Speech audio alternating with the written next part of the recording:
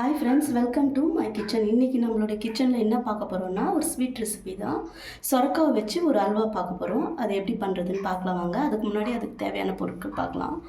சொரக்காய் வந்து நல்லா ஒரு பாதி சொரக்காய் நான் கட் பண்ணி நல்லா அரைச்சிட்டு மிக்சியில் போட்டு அரைச்சி ஒரு 2 ஏலக்காய் அது கூட போட்டு நல்லா அரைச்சி வச்சுருக்கேன்.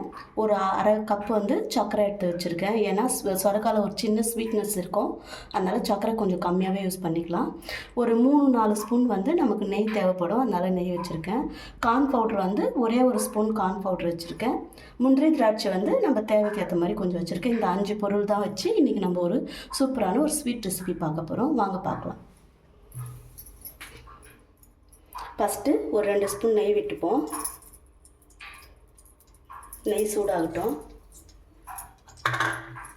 நெய் சூடாயிடுச்சு. இந்த டைமில் நம்ம வந்து முந்திரி திராட்சையும் போட்டுக்கலாம். இது கொஞ்சம் நம்ம ரோஸ்ட் பண்ணி எடுத்துப்போம். இந்த அளவுக்கு நல்லா வறுத்து வந்துடுச்சு, எடுத்துக்கலாம். அதே பாத்திரத்துலேயே இப்போ நம்ம அரைச்சி வச்சுருக்கிற இந்த விழுது சேர்த்துப்போம்.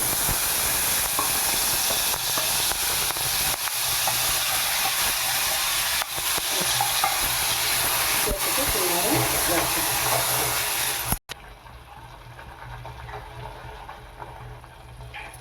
சொரக்காய் அரைக்கும் போது தண்ணி எதுவும் விடாதீங்க. ஏன்னா சொரக்காயிலே வந்து நமக்கு தண்ணி அதிகமாக இருக்கும், அதனால் அதுவே போதும்.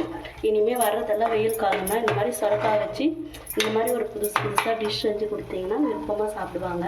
இங்கே பாருங்கள், இது நம்ம விதக்க அதுலேருந்தே எவ்வளோ தண்ணி வெளியே வருதுன்ட்டு.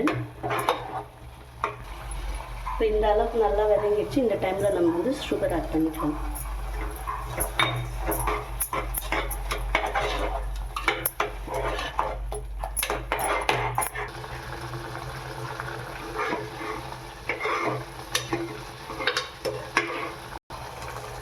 இப்போ சுகர் போட்டு நம்ம ஒரு நிமிஷம் நல்லா வதக்கிட்டோம். இந்த டைமில் வந்து நம்ம எடுத்து வச்சுருக்கிற கார்ன் பவுடர் இருக்குது இல்லைங்களா, ஒரு ஸ்பூன் அதில் கொஞ்சம் தண்ணி விட்டு நல்லா கரைச்சி இதில் ஊற்றிக்கலாம்.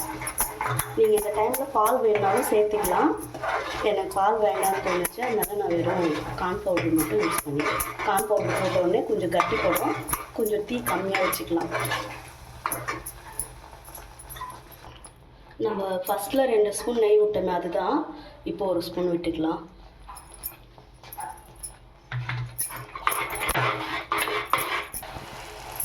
பாருங்க, இந்த அளவு கொஞ்சம் கட்டியாக வந்துருக்கு. இந்த டைமில் இன்னொரு ஸ்பூன் நெய் விட்டுக்கலாம். மொத்தம் நம்ம 3 ஸ்பூன் நெய் விட்டுருக்கோம். இது 4வது ஸ்பூனு.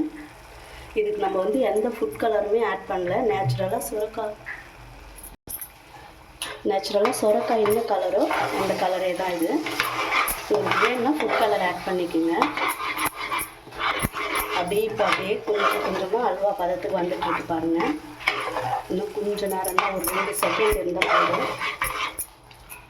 ஓகே ஃப்ரெண்ட்ஸ், ஃபைனலாக நம்மளோட டிஷ்ஷு வந்து ரெடி ஆகிடுச்சு. இந்த டைமில் வந்து நம்ம முந்திரி திராட்சை வறுத்து வச்சுருக்கோம் இல்லையா, அதை அப்படியே சேர்த்துக்கலாம். இவ்வளோதான், சூப்பரான ஒரு ரெசிபி சூப்பராக ரெடி ஆகிடுச்சு.